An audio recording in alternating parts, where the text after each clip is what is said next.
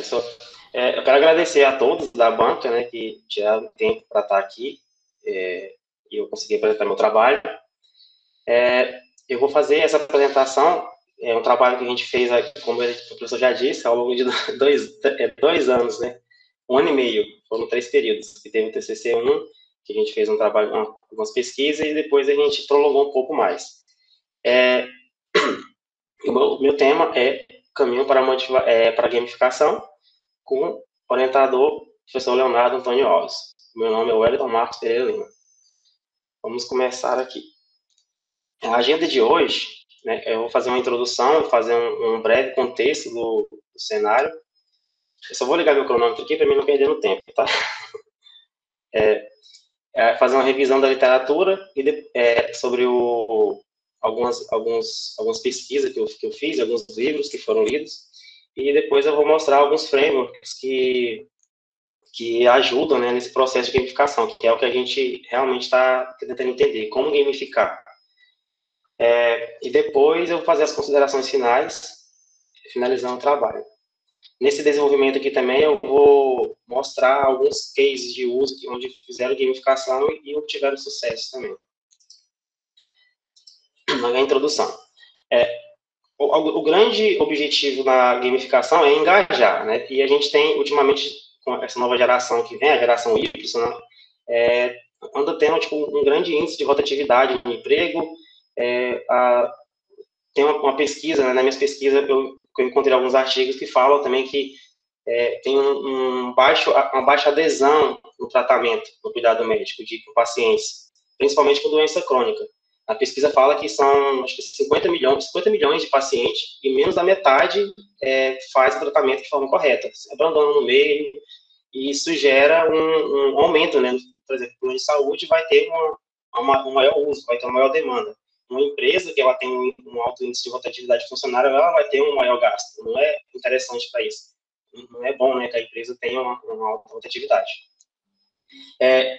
O meu trabalho, foi pesquisa exploratória, que até mesmo porque eu não tinha um grande conhecimento do assunto, fui aprendendo ao longo do tempo. Eu participei de alguns projetos, até mesmo na UFG, que esse projeto está correndo atualmente, que a gente está tentando gamificar um módulo na área da saúde, que com alguns meninos lá tem a Gamify também, que é uma startup da UFG, que está envolvida também. E o material que a gente coletou, né, tentando coletar material que tinha um bom índice de confiabilidade, né, tinha um material confiável e que com autores que já têm um bom nível de experiência já. O objetivo na pesquisa é realmente entender, né, pesquisar alguns cases de uso que já estão funcionando, que deu certo, e entender como que faz para gamificar, quais são os passos necessários para isso, o que eu tenho que entender, quais são os passos, como que eu faço para gamificar o meu processo, né, o meu negócio, porque a gamificação você pode aplicar ela em diversas áreas. Primeiramente, eu vou fazer uma revisão da literatura, e o professor me orientou, né, me indicou um livro, que por sinal é um ótimo livro, que é o livro do Daniel Pink, que é o livro da Motivação 3.0. No livro, o autor, primeiro ele fala, né, que é a motivação, né, a motivação é a força que move a gente para a gente fazer alguma coisa, E no livro ele destrincha a motivação ao longo do tempo, desde os primórdios lá, ele vai destrinchando o que move a pessoa. Aí ele separa em 3 categorias, que é a 1.0, a 2.0 e a 3.0. A 1.0, ela é a primária, é a motivação que é o instinto básico do ser humano. Ele tem que sobreviver, ele precisa disso e se ele não fizer, ele vai morrer. Então, o cara que precisava de alimento, ele ia correr atrás de alimento. Ele estava com frio, ele precisava de fazer uma casa para ele não ficar, né, não molhar na chuva ou pegar um sol, sei lá. E essa é o instinto básico do ser humano. Então, isso que motivava ele. Só que com o passar do tempo, né, foi evoluindo e a gente foi criando as máquinas, né, então, e foi tendo o processo de trabalho ali, esse trabalho algorítmico, né, o trabalho sequencial, é um trabalho que é sempre a mesma coisa, você vai fazer isso e vai obter isso. E o ser humano passou a se motivar pelo ganho, né? Ele quer ganhar alguma coisa, ele vai ter uma recompensa, ou então a fuga para não perder. Se ele fizer, se ele produzir bem, ele ganha. Se ele não produzir, ele perde. Né? Ou, se produzir pouco, ele não ganha o suficiente. Se não produzir, vai mandar embora. Essa aqui é a motivação que ela é usada hoje em dia, né? Na maioria das empresas, o povo está usando isso aqui ainda. Só que, segundo o autor, esse tipo de motivação não funciona. Funcionou bem até o século XXI. Nesse século agora, esses trabalhos, né, rotineiros, algoritmos, estão sendo substituídos, porque as máquinas estão fazendo ele. Então, as pessoas agora têm que fazer trabalho mais, que exige mais o intelecto, criatividade, e esse tipo aqui não funciona com elas. Um exemplo, a pessoa agora, ela se move por algo de dentro, né? Essa motivação 2.0 era a motivação extrínseca. A pessoa é motivada por algo de fora, algo que vem de fora, impulsos externos. E a motivação 3.0 é uma motivação que vem de dentro da pessoa. É algo que você sente vontade de fazer aquilo, você quer fazer porque você sente bem e você sente que isso está contribuindo, aquilo está contribuindo para algo maior. E segundo o autor, essa motivação é a melhor motivação para os tempos de hoje. E tem um exemplo bem interessante, que as pessoas falam que isso não funciona, mas a Wikipedia é um bom exemplo. Acho que a Microsoft, acho que foi em 1995, por volta desses anos, que a Microsoft lançou uma enciclopédia e a Wikipedia ao mesmo tempo. A Microsoft, ela pagava os funcionários dela lá, eles tinham o retorno, né, o financeiro, para fazer aquilo, e a Wikipedia era um negócio open source, estava solto lá e o cara ia lá e fazia por conta própria. Ele não estava ganhando, mas ele sabia que aquilo lá era algo bom, né, era algo maior. Essa Wikipedia da Microsoft fechou e a enciclopédia, né, e a Wikipedia até hoje está aí, né, está todo vapor. A pessoa está contribuindo. Projetos open source, a gente vê muito isso na comunidade Linux e vem dando certo. Agora a gente... Isso. A gente vai falar um pouquinho do que é gamificação, né? Vou ler o texto aqui para... A gamificação é basicamente isso. Ela é o uso de elementos de jogos em técnicas de design de jogo, ou as técnicas, né? Em situações que não são jogos. E o principal objetivo da gamificação é estimular e engajar as pessoas, independente da área. Né? Você vai pegar o que é lúdico, o que é divertido dos designers, né, fazendo jogos, e você vai aplicar aquilo lá no alguma coisa corriqueira ali, alguma coisa que o cara faz todo dia ali, que talvez um pouco tedioso, né, e ele não fica engajado. Então, o principal objetivo da gamificação é isso. Só que para gamificar, você tem que conhecer algumas técnicas, que é o objetivo do nosso trabalho aqui, é descobrir quais são as técnicas, quais são as ferramentas as principais ferramentas, né, que pode ajudar a gente a fazer isso. Tem um framework, né, que eu vou partir para o desenvolvimento agora, que é o foco do meu trabalho. O principal framework, né, que é o início ali para você começar a fazer a gamificação, é o framework 6D. Ele foi desenvolvido por Kevin Webrich. Esse é um pioneiro na área de gamificação, ele já tem vários trabalhos, né, e ele desenvolveu esse framework, e segundo ele, tem que ser 6 passos para você conseguir ter um bom design. Você tem que seguir esses 6 passos, e você vai conseguir gamificar o seu processo. A primeira coisa que ele fala, você tem que definir os objetivos do projeto. Então, o que você vai fazer? Onde você quer chegar? Então, você tem que botar uma listinha dos seus objetivos, categorizar eles e tirar o que não é o objetivo final, né? E os objetivos que sobrar, você tem que justificar eles. Por que eu quero chegar aqui? Né? Qual que é o objetivo de chegar aqui? Isso tem que ficar bem claro no seu processo. E depois ele fala que você tem que delinear o comportamento do alvo, né? Você tem que entender os seus players, né? O que você quer, nesse caso aqui, você tem que entender o que você quer que os seus players, como você quer que eles ajam, né? Qual é o efeito que você quer que surja neles. Por exemplo, se você tem um problema de atraso na sua empresa, o cara fica chegando atrasado na reunião. Então, o seu objetivo ali é a pessoa não chegar atrasada, né? O paciente não está tomando remédio na hora, não está tomando remédio. O seu objetivo é que ele tome o medicamento naquele horário. Esse seria o objetivo. Depois ele fala que você tem que descrever seus jogadores, que identificar os seus plays, né? Segundo a literatura, são 4 tipos básicos lá de play. Você tem o explorador, o cara que gosta de conhecer, de explorar, conhecer coisas novas, né? Ele quer descobrir. Tem o competidor, o killer. Ele é competidor, então ele quer competir, ele quer sempre estar à frente dos demais. Tem acho que o empreendedor, o cara que ele gosta da posse, ele gosta de ter, né, ter aquela coisa para si. E eu acho que tem o socializador, o social influencer.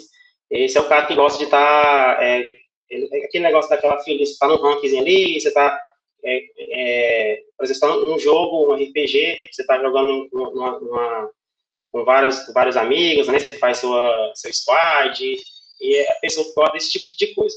Essa parte aqui de escrever o play, né, sem entender, tem no framework dele fala algumas coisas, mas ele fala que também tem um outro framework lá que ajuda um pouquinho, que acho que é o Hexa, alguma coisa assim, eu esqueci, me foge um pouco o nome na memória aqui agora, que ajuda a isso aqui.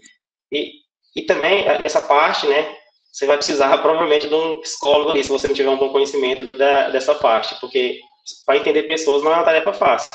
Através de questionário, algumas coisas para você conseguir entender cada pessoa. Depois ele fala para você desenvolver loops de atividades. Nessa parte aqui, você tem que você faz a atividade, você passa para a pessoa executar, ela executa e você dá o feedback.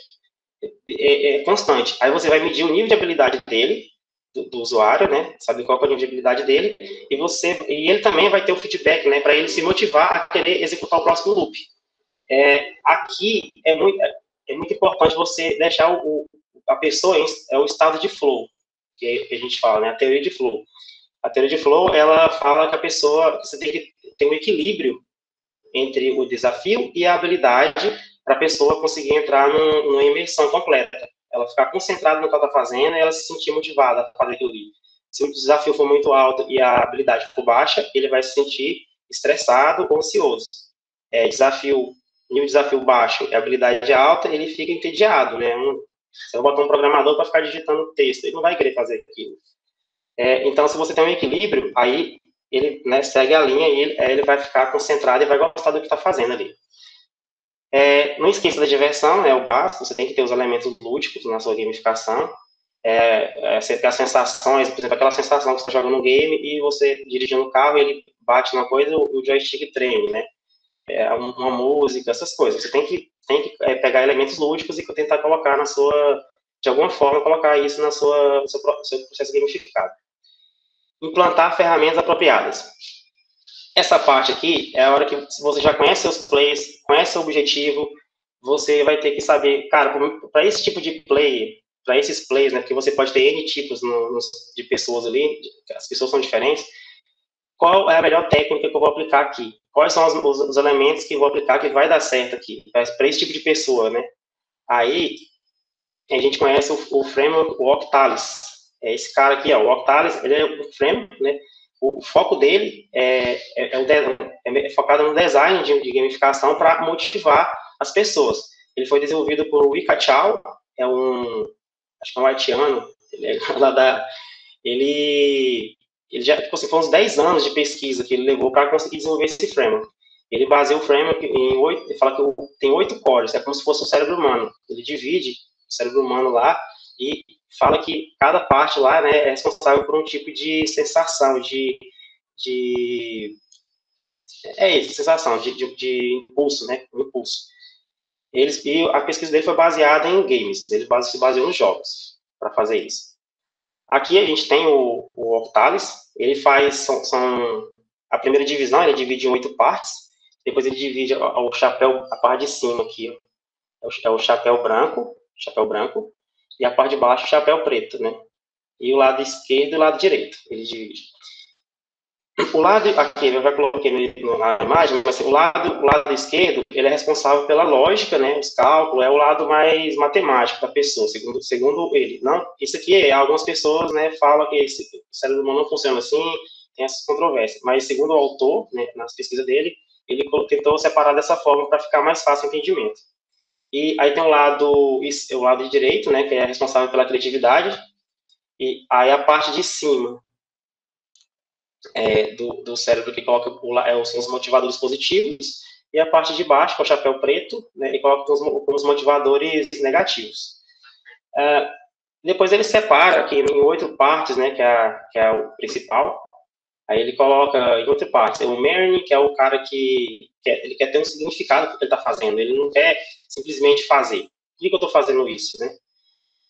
E social influencer, né, como eu falei antes, é o cara que gosta de estar ali naqueles games de jogando com várias pessoas, jogos online, ele gosta de estar interagindo com outras pessoas. Então, esse seria uma técnica.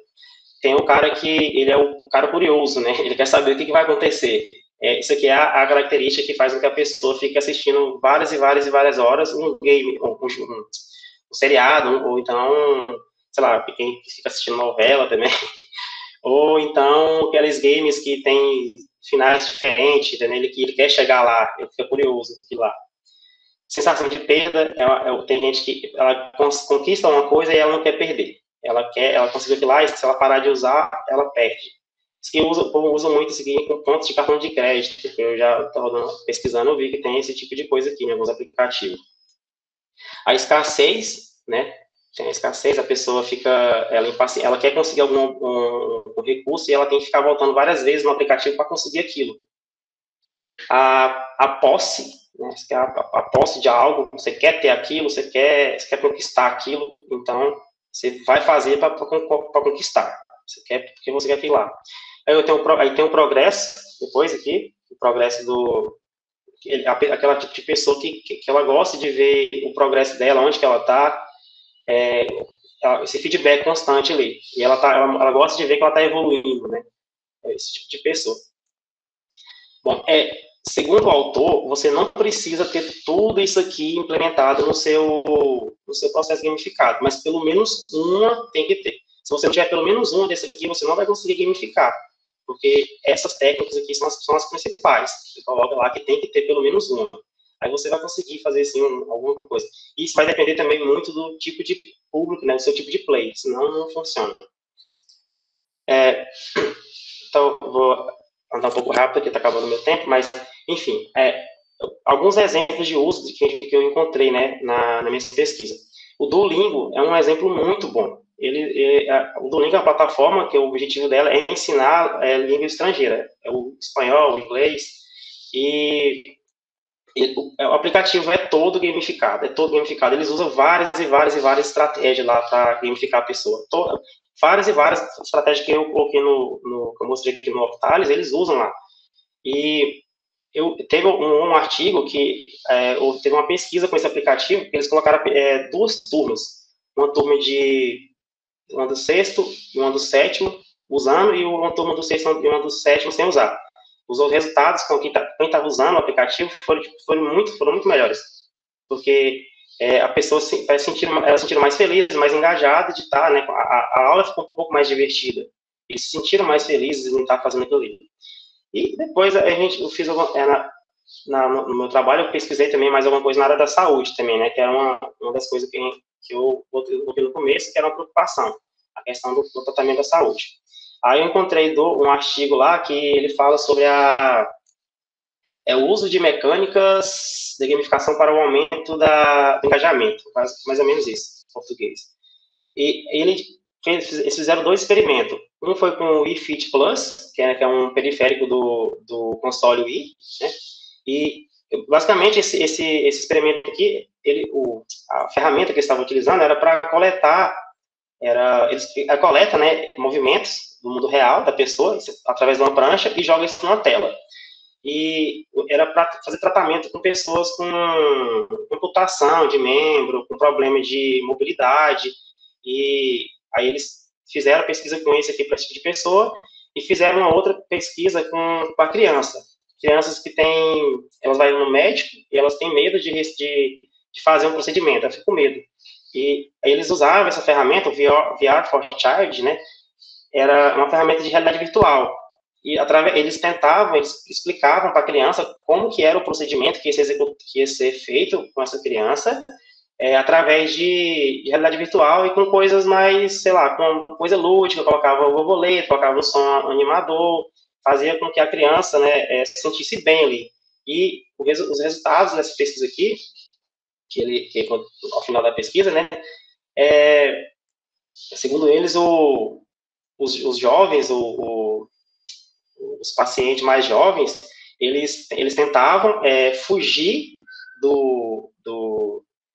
daquele mundo lá, né? Eles entravam e tentavam fugir do estado de paciente para entrar em algo mais lúdico. Eles não queriam se sentir como paciente, eles queriam usar o cuidado gamificado para fugir daquilo e sair de um ambiente muito tenso, né? Que a pessoa está no momento aqui, está tratando, ela não gosta, e eles tentavam fugir.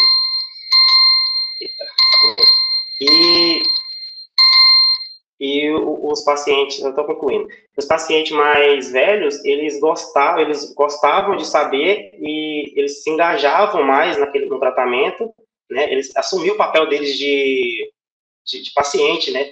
Assumiam mais o papel ali e queriam participar do tratamento, fazer e melhorar, né, o estado de saúde. Aí, essa pesquisa eles deixou um alerta. Segundo eles, a gente tem que ter um pouquinho de cuidado, na verdade, um grande cuidado com pacientes de doenças crônicas, doenças degenerativas. Porque talvez você mostrar para ela né, que ela está piorando, dependendo do estado da pessoa, pode ser que isso desmotive ela. Então, tem que tomar um pouco de cuidado com a forma como você trata esse tipo de pessoa. Eu vou minhas considerações finais, né, que já foi. Deixa eu voltar aqui. Só um minutinho, vou voltar aqui. Pronto. O que eu concluí com o meu projeto, né, que a gente passou com essas pesquisas? Que a gamificação, ela realmente, ela pode ajudar, é algo que vem crescendo ainda, a gente vê muitas empresas que já estão usando isso e vem tendo resultado, tendo sucesso, em vendas, na educação, na saúde, é uma coisa que está vindo agora e, inclusive, eu tive um pouco de dificuldade para encontrar material nessa área. Parece que você vê muito material, muita pesquisa, mas algo está em andamento ainda, o povo está testando, mas parece que vem tendo bom resultado, né? E tem os frameworks que tá aí, né, que ajuda bastante a gente, que se a gente seguir bem ali aquele passo a passo ali, e lógico, você vai precisar de algumas pessoas para te ajudar, né, em algum momento vai precisar de um psicólogo, porque o cara que vai entender daquilo ali, você não vai conseguir entender uma pessoa que, se você não entende daquela área. Mas se você seguir aquele espaço ali, todos os processos, você não cair lá nas armadilhas, né, da gamificação, você vai conseguir ter um bom processo gamificado. E aqui eu coloquei minhas bibliografias, que eu usei no meu projeto.